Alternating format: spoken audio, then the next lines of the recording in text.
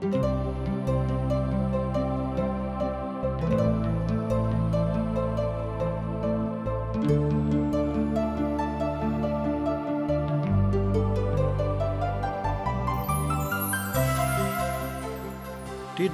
के प्रस्तुति असक इजोत बाइबल के किताब के अध्ययन अछि जे अहाँ के एक सुयोग्य मार्ग में आगा बढ़ावे में मार्गदर्शन दऽ रहल छथि आ परमेश्वर के समानता में जीवन जिय के लेल मदद करै छथि। यूहन्ना 1:12 में हमरा बता रहल छथिन, मुदा जे सब हुनका ग्रहण कयलथि हुनका परमेश्वर के संतान होबा के अधिकार सेहो भेटलनि, अर्थात हुनका जे नाम पर विश्वास राखै छथि। कृपया देखू, सुनू, जाहिसँ अहाँ एक सच्चा जीवन जियक प्रयास करू। आशा के इजोत मैथिली कार्यक्रम में हम एक बेर और अहाँ के अभिनंदन प्रभु यीशु मसीह के मीठ आ पवित्र नाम से कऽ रहल छी। हमरा सब अखन श्रेष्ठ गीता के पोथी के अध्ययन कऽ रहल छी। आजुक दिन हमरा सब दोसर अध्याय के 8 पद से लऽ कऽ 13 पद धरि के अध्ययन करब। ई हमर प्रेमिका के स्वर अछि। आजुक अध्ययन हमरा सब पद 8 के पढ़ि कऽ आरंभ कऽ रहल छी। देखियो पद 8 का, हमर प्रेमी के शब्द सुनाई पड़ैत अछि। देखियो को पहाड़ी सब पर कूदैत आ पहाड़ी के फानैत आबैत अछि।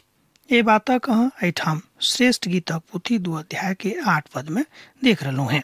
प्रभु यीशु मसीह के ई बात अपन आवाजक के विषय में कहबाक छनि। एक बेर आर ध्यान दियौ, प्रभु यीशु मसीह अपन बातक एठाम बाजि रहल छथि, अर्थात ओ बाजि रहल छथि जे ई हमर आवाज अछि, हमर स्वर अछि। ओ कहै छथिन आगा कि हमर भेड़ा हमर स्वरक सुनैत अछि, हम हुनका चिन्हैत छियनि और ओ हमरा चिन्हैत छथि। ओ सब हमर सुनबाक बाद, हमरा सुनलाक बाद हमर बातक मानैत छथि आ हम हुनका सभक अनंत जीवन दैत छियनि आ ओ सब कहियो नाश नहीं हेताह। आ ओ कथा अपना आप का बाजैत छथि कि जे कियो हमरा पर विश्वास करैत अछि हुनक नाश कहियो नहीं हेतैक। यूहन्ना पोथी तकर 10 अध्याय आ तकर 27 पद से लऽ कऽ 28 पद धरि अहाँ ए बातक देख सकैत छी। जँ अहाँक लग पवित्र पोथी बाइबिल अछि तऽ हमरा संगे देखियौ यूहन्ना के रचल सुसमाचार तकर 10 अध्याय 27 आ 28 पद में, हमर भेड़ा सब हमर शब्दक सुनैत अछि और हम हुनका जानैत छी और ओ हमरा पाछा चलैत छथि और हम हुनका अनंत जिंदगी दैत छियनि आ ओ कहियो नाश नहीं हेताह और केओ ओकरा सभक हमरा हाथ से नहीं छीनतैक। एहि तरह हमरा लोकनि देखैत छी कि श्रेष्ठ गीता के पोथी में, अर्थात श्रेष्ठ गीता के पोथी के माध्यम से एही बातक पिता परमेश्वर हमरा सब गोटे के सिखा रहल छथि कि जँ हमरा सब अपन अपन जिंदगी अपन उद्धार करता प्रभु यीशु मसीह के हाथ में दऽ देने छियनि, तहन शैतान कहियो हमरा सभक जिंदगी के ऊपर राज नहीं कऽ सकैत छथि। प्रभु की इच्छा छनि कि हमरा सब अपना ऊपर शैतानक राज नहीं कर दियक।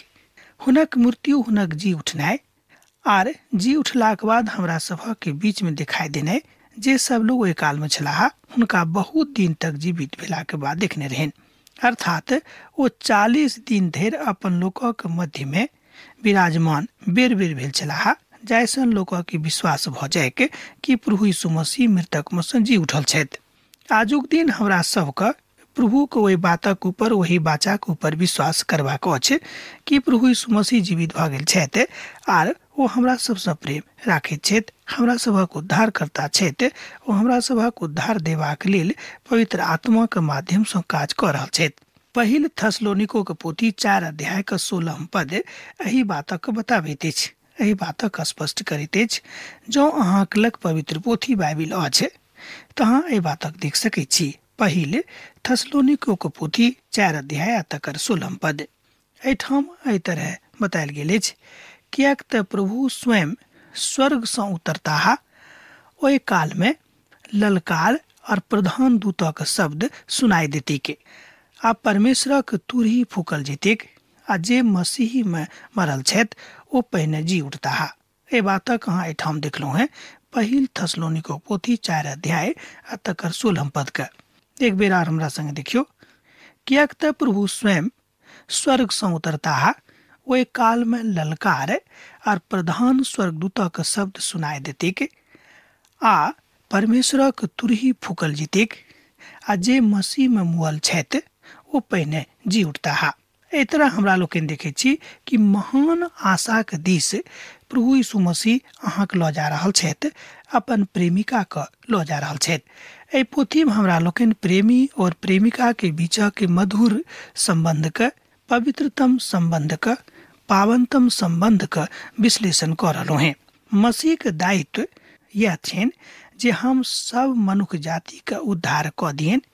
एही बातक मूल्यांकन ओ स्वयं के पिता के सम्मुख में ठाढ़ भ के कह रहल छथि कि हम चाहे छी कि जे संपूर्ण मनुष्य जाति के उद्धार भ जाए।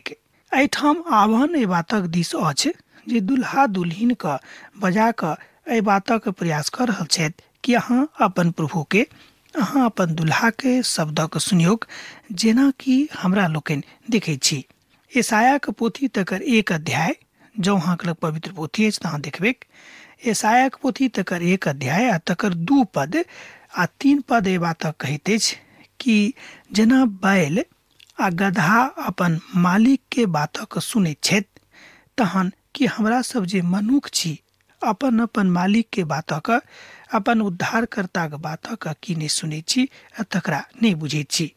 सुन के तमसायब ने। एहिठाम एहि बातक उदाहरण पवित्र पोथी में, पवित्र बाइबिल में देवल गेल अछि। कियाक त जहन गधा आ बैल अपन मालिक के स्वरक चिन्हैत छथि, तहन हमरा सब त मनुष्य छी, हमरा सब कियाक ने अपन अपन दुल्हा के स्वरक सुनै छी। हमरा सभक दुल्हा एके छथि, अर्थात प्रभु यीशु मसीह आ हमरा सब कियो हुनक प्रेमिका छियनि। मत्ती के रचल सुसमाचार 24 अध्याय तकर 30 पद एहिठाम एहि बात के पराकाष्ठा पर लऽ जाय के बाजित अछि। पराकाष्ठा यह थी कि सब ठाम पिता के प्रेम विद्यमान छनि, सब ठाम प्रभु यीशु मसीह छथि। कियाक ने अहाँ घाटी में रहूं, कियाक ने अहाँ समुद्र के अंदर में जाकर रहूं, कियाक ने अहाँ अपन मुकाम खूब सरंग में ऊंचाई पर लऽ जाके बना दियो, कियाक ने अहाँ कतौ लुका के रहूं, मुदा परमेश्वर के इजोत सब ठाम जाइत छेन, परमेश्वर के नजर सब ठाम रहैत छेन। तन मनुखक पूतक की चिन्ह सरंग में दिखाई देतिक आ तहन धरती परक समस्त फूल कुलक धरती के पिटैत आ मनुखक पुतक बड़ सामर्थ्य आ स्वर्गक 7 सरंगक बादलक ऊपर आबैत देखता हा। ए बातक अहाँ मत्ती के रचल सुसमाचार में देखे छी। अर्थात परमेश्वरक पुत प्रभु यीशु मसीह जहन एहि संसार में दोसर बेर औता हा, ओहि बातक एहिठाम घटनाक्रम बतायल गेल अछि। अर्थात दुल्हा अपन दुल्हिन के आनबाक लेल एहिठाम से लऽ जेबाक लेल आबि रहल छथि। ए बातक एहिठाम श्रेष्ठ गीता के पोथी में बतायल गेल अछि। जाय बातक हमरा लोकनि मत्ती के रचल सुसमाचार 24 अध्याय के 30 पद में देखैत छी। तहन हमरा संगे 30 पदक देखियो। तहन मनुखक पूतक चिन्ह सरंग में दिखाई देतिक आ तहन धरती परक समस्त फूलक लोक धरती बा छाती पीटैत आ मनुखक पूतक बड़ सामर्थ्य और स्वमर्थ्य के साथ सरंगक बादलक ऊपर आबैत दिखता हा। एहिठाम हाथ उठेबाक लेल ने, मुदा एहिठाम ई देखबाक अछि कि अहाँ अपन प्रेमी सँ, अपन यीशु सँ कतेक प्रेम करैत छी। जे कियो हुनका अपन उद्धारकर्ता के रूप में मानि कऽ संसार से विदा भेल छथि, हुनका सभक लेल बड़ आनंद की घटना हेतैक जहन प्रभु यीशु मसीह एहि संसार में दोसर बेर औताह।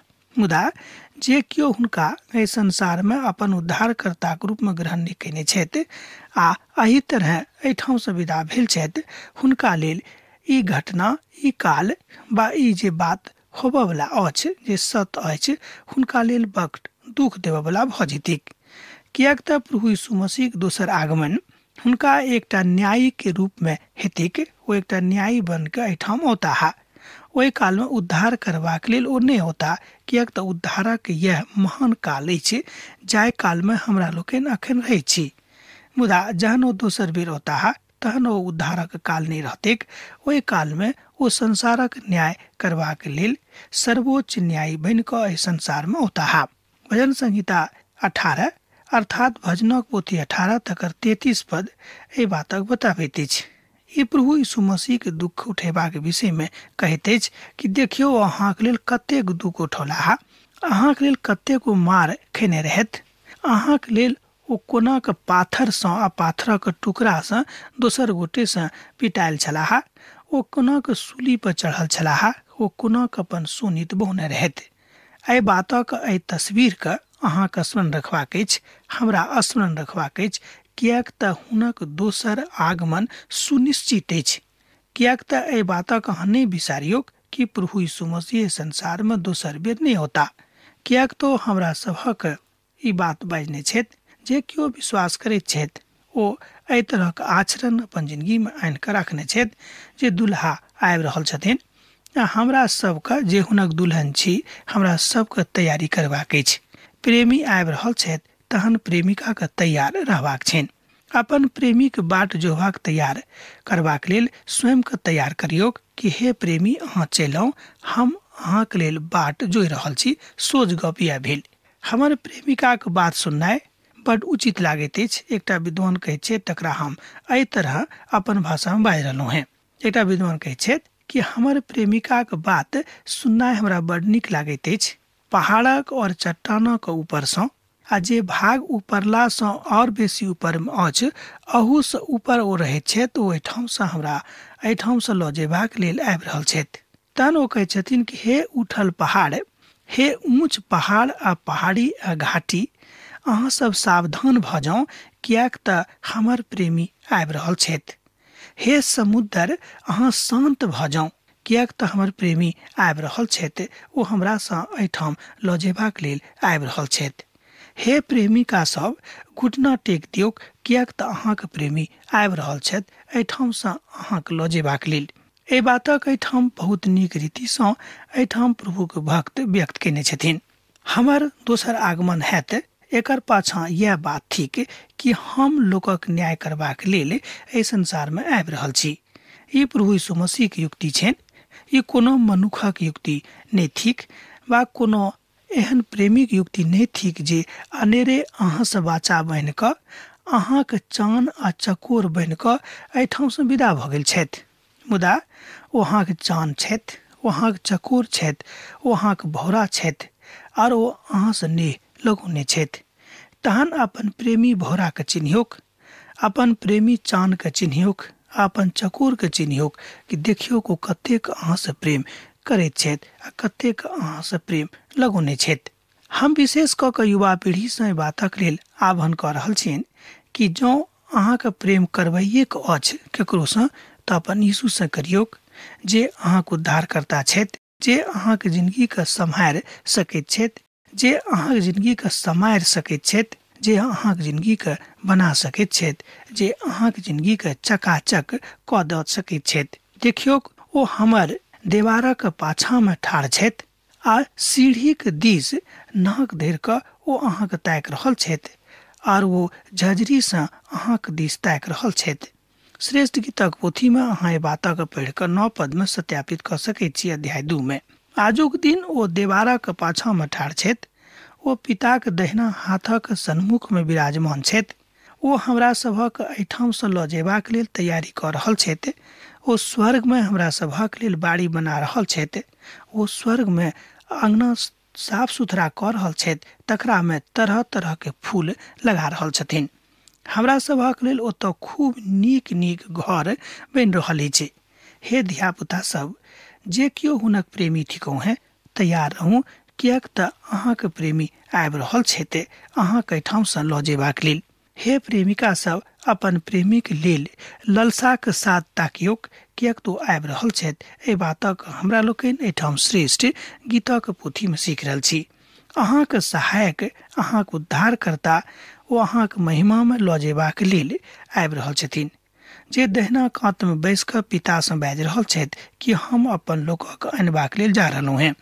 ओ एहिठाम देवारक पाछाँमे छथि। देवार जे कोनो बातक अनावरण करैत अछि, कोनो बातक लुकाबैत अछि, कोनो बातसँ अहाँके रक्षा करैत अछि, देवार एहि दुआरे लोक बनाबैत छथि। एकटा देवार जे परमेश्वरक प्रतिपक्षमे द्रोह करैत अछि, तकरो दिस इशारा कऽ रहल अछि। तहन ओ बाजि रहल छथि कि हे हमर प्रेमिका, अपन प्रेमीक तरफसँ अहाँ निश्चिंत रहू, कियाक तो अहाँ से प्रेम करैत छथि, तैं अहाँ द्रोही नहि बनू। अहाँ एहि बातक लेल द्रोह नहि करियौ कि प्रभु अहाँके नहि ताकि रहल छथि। ओ देवाराक पाछाँ छथि। जे पाप अहाँ से भेल तकरा ओ माफ करबाक लेल तैयार छथि। प्रभु यीशु मसीह सुनित अहाँके सबटा पापके नाश कऽ देख सकैत छी। ओ अहाँ से बड प्रेम करैत छथि। तहन एहिठाम हमरा लोकनि एहि बातक बड स्पष्ट चित्रण देख रहल छी। हुनक घरक दिस आबि कऽ एहि गीतक अहाँ गाबि सकैत छी। हमर प्रेमी हमरा बाजि रहल छथि, हे हमर प्रिय, हे हमर सुन्दरी, उठि कऽ चलि आउ। कियाक तऽ देखियौ जे जाड़ा चलि गेल अछि, बरखा सेहो भऽ गेल और आब ओहो जा रहल अछि। धरती पर फूल देखाई दैत अछि, चिड़ियाके गाबे के काल आबि चुकल अछि और हमरा सब ओहि देश में जतऽ हमरा सबके रहबाक अछि ओतऽ जयबाक सनेश आबि रहल अछि। ओहि शब्दक हमरा लोकनि सुनि रहल छी। एहि सबटा बातक सत्यापन एहिठाम अहाँ कऽ सकलहुँ हैं।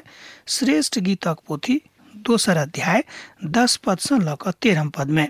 13 पद का हमरा संगे देख सकलहुँ हैं। अंजीर पाकऽ लागल आ दाखलता फुलाय लागल अछि, ओ सब सुगंध दऽ रहल अछि। हे हमर प्रिय, हे हमर सुंदरी, उठि कऽ चलि आउ। एहि बातक अहाँ एहिठाम देख सकलहुँ हैं। श्रेष्ठ गीतक पोथी तकर 2 अध्याय 10 पद से लऽ कऽ 13 पद में। हम अहाँके लेल एहिठाम 13 पद के पढ़लहुँ। हे हमर प्रेमी, जागि जाउ।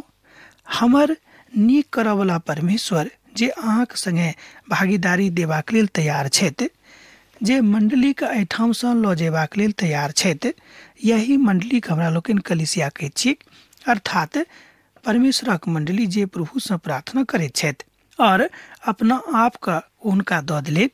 आ ओ एहि बातक एहिठाम अहाँके कहाबैत छथि, अर्थात ओ कलीसिया के प्रेमी छथि।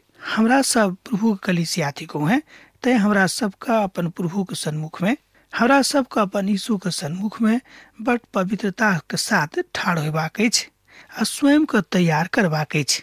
यह विश्वास जे पवित्रता के साथ अहाँके पराकाष्ठा पर लऽ जाइत छथि, एहि बातक बुझबाक लेल प्रभु में परिपूर्ण भऽ कऽ अहाँके देखबाक अछि। कियाक तऽ अहाँके छाया और अहाँके प्रतिछाया प्रभु यीशु मसीह के दिससँ जे अहाँके जिंदगी के लेल अछि, तकरा ऊपर विचार कऽ कऽ अहाँके आगाँ जेबाक अछि। यह कारण अछि जे हमरा सब पवित्र पोथी के बखान आ तकर अध्ययन करैत छी। ध्यान दियौ, यह कारण अछि जे हमरा सब पवित्र पोथी बाइबलक बखान आ तकर अध्ययन करैत छी। ओ बड़ अद्भुत छथि, अर्थात ओ बड़ अपन कलीसिया के संगे खूब नीक छथि, अर्थात विश्वासी के झुंडक साथ नीक छथि, प्रार्थना करयवला मंडली के साथ ओ खूब नीक छथि आ तैं ओ शोर पाड़ैत छथि, हे हमर प्रेमिका उठि जाउ, हे हमर प्यार उठि जाउ, हे हमर नीक आ रूपवती प्रेमिका उठि जाउ, अब सुतल नहीं रहू, अब जाग जाउ, हमरा लग चलि आउ। हमर प्रभु यीशु मसीह के विश्वास एठाम व्यक्त होइत अछि। प्रभु यीशु मसीह आह्वान कऽ रहल छथि, अपन दुनू हाथ उठा कऽ अहाँके बाजि रहल छथि कि हम तऽ ठाढ़ छी, अहाँ हमरा लग चलि आउ। एहिठाम ऋतुक बखान सेहो आबैत अछि। किछु सब हमरा लोकनि एहिठाम देखैत छी जे भौगोलिक परिप्रेक्ष्यक दिस इशारा करैत अछि, अर्थात बरखा बीत गेल अछि, शरद ऋतु आबि गेल अछि, आब सब ठाम खूब नीक नीक फूल फुलायल अछि। अनुभव में अछि जे उचित नहीं अछि, कियाक तऽ अहाँके परमेश्वरक धियापुताक जकाँ व्यवहार करबाक अछि। जेना कि हमरा लोकनि देखैत छी कि सब किछु बसंत ऋतु में नीक नीक लागैत अछि, तैं हमरा सभक जिंदगी में सब दिन बसंत ऋतु के रहनाइ बड़ जरूरी अछि, जाहिसँ हमरा लोकनि प्रभु के आत्मिक आँखि से देखिए आ हुनका अनुभव करियन कि ओ हमरा सन्मुख में ठाढ़ छथि आ जे नोर अहाँके आँखि से बहि रहल अछि तकरा ओ पुछबाक लेल आबि रहल छथि, कियाक तऽ अहाँ हुनक प्रेमिका थिकहुँ हैं आर ओ अहाँके प्रेमी छथि। एहि तरह हमरा लोकनि देखैत छी कि प्रभु के प्रेमिका बनलासँ कतेक फायदा अहाँके भेल। तहन ओ अब अपन मान्यताके बातक बताबैत छथि आ बुझैत छथि और अपन कथाके व्यापित भाव में कहैत छथि, तकरा जानकारी दऽ रहल छथि जे अहाँ कोना कई बातक कऽ सकैत छी। सुसमाचार में एहि बातक विषय में जे बतायल गेल अछि ओ समाद यह थिक जे अहाँ एहि बातक अपन जिंदगी में राखियो कि प्रभु अहाँ संदेह करैत छथि। एहि बातक रिकॉर्ड अहाँ देख सकैत छी चारों सुसमाचार में। वो अपन बातक बड़ स्पष्टता से बाजैत छथि। कलीसिया भजन गौनाइ आरंभ कऽ दैत अछि, तहन एहि बातक हमरा लोकनि रोमियो के कलीसिया के दिस जो ताकबै तऽ पाएब, अर्थात रोमियो के पोथी में एहि बातक बखान भेटैत अछि। एहि पोथी में एहि बातक स्पष्ट बात बतायल गेल अछि जे हुनक महान उद्धार आ उद्धारक समाद जे ओतक लोकक भेटल रहन, अर्थात रोमी के कलीसिया के लोकक भेटल रहन, ओ एहि बातक अनुभूति अपन जिंदगी में केने रहथि। एहि रीति सँ हमरा लोकनि गाबि सकैत छी। एहि रीति सँ हमरा लोकनि अपन प्रेमी के लेल भजन गाबि कऽ हुनका प्रसन्न कऽ सकैत छी। अहाँक जँ हृदय कवि के हृदय अछि, अहाँक हृदय जँ एकटा भजन गाबयवला हृदय अछि, अहाँक हृदय जँ अपन उद्धारकर्ता सँ प्रेम करयवला अछि, अहाँक हृदय जँ अहाँक अपन यीशु के लेल किछु कहबाक अछि, तहन अहाँ एहि बातक बुझि सकैत छी। अन्यथा ई बात अहाँक नीक नहि लागत। अहाँ बुझबै कि जे ई की बाजि रहल छथि, ई की अनेरे बक बक कऽ रहल छथि।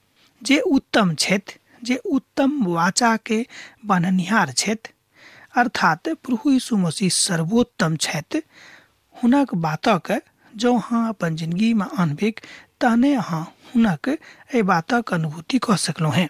सही अर्थ में दाखलता तऽ वएह छथि आ हमरा से बड़ ओहि कथा के महिमा के देखयवला, अनुभूति करयवला, हुनका संगे रहयवला एकटा हुनक नीक प्रेमिका छी।